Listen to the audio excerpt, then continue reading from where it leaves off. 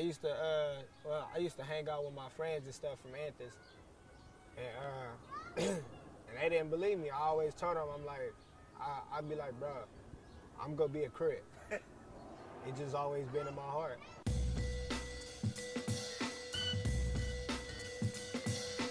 So what was your family situation like when you were a young lad? It sounds like it was pretty tough.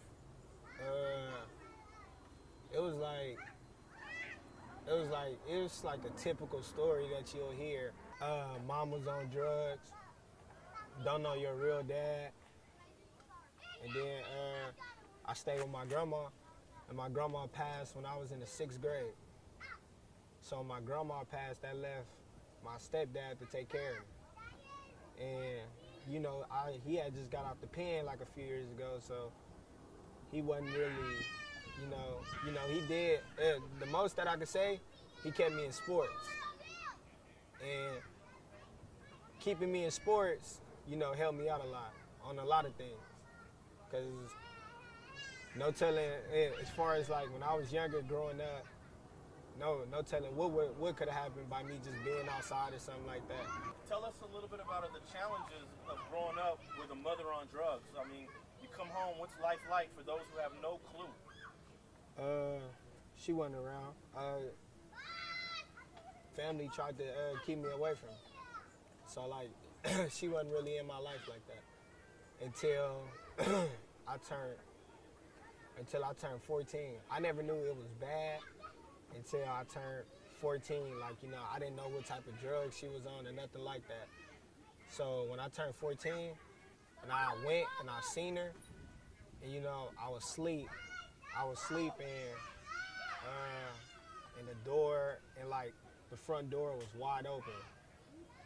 and then I woke up, and then she was gone. That's when I knew, like, oh, okay, like I see why they wanted me to stay away from her. Like, it's a problem.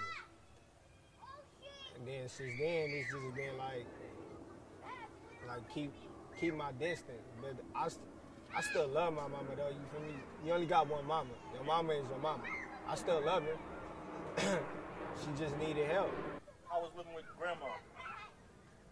When I was younger, it was cool. That was the person that practically was raising me until she passed. And how old were you when that happened? I was in the 6th grade, like 11, 12. Was it unexpected, or she was already very elderly? Unexpected.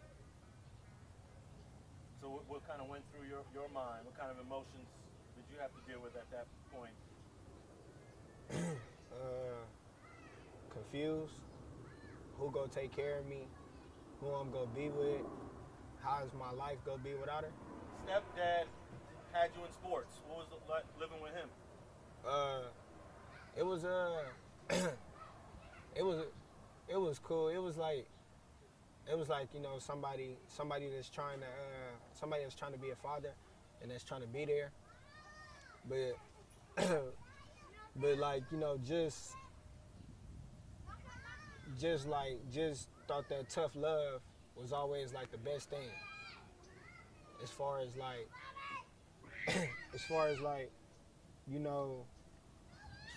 being put down and shit like that, I guess he thought that was the best thing.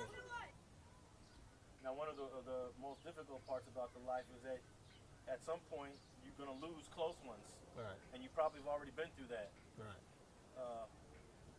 How do you manage that? I managed it. I lost my grandma.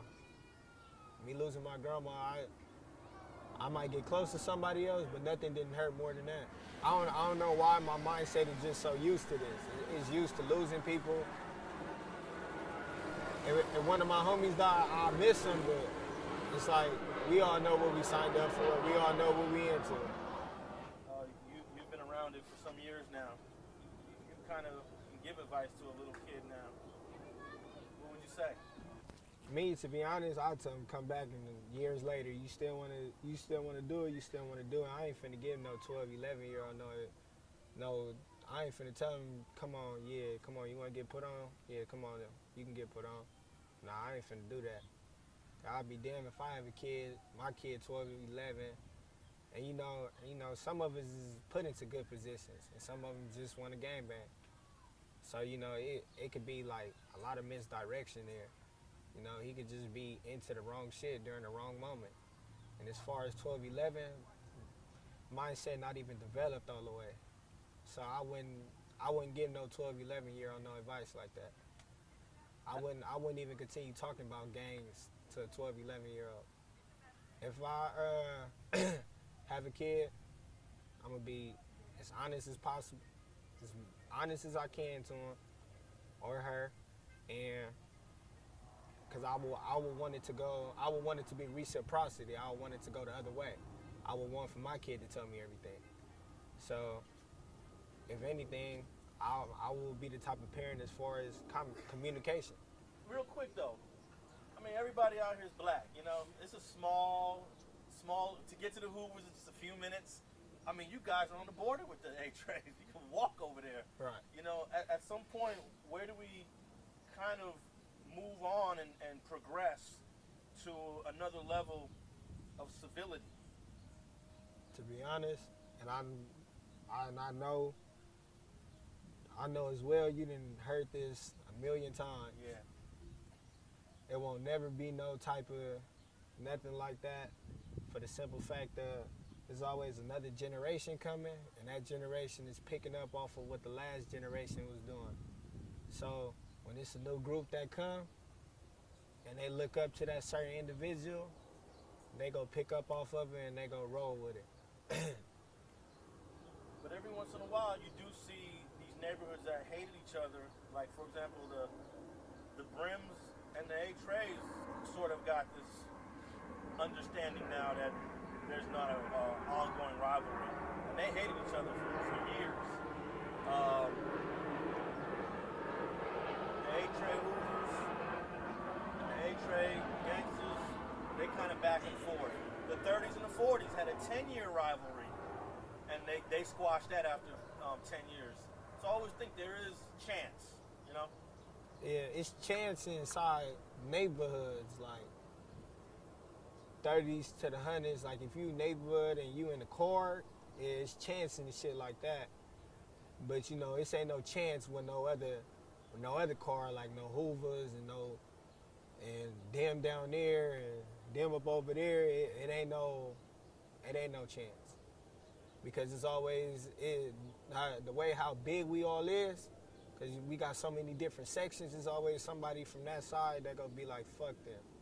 And it's always gonna be somebody on this side that's gonna be like, fuck them.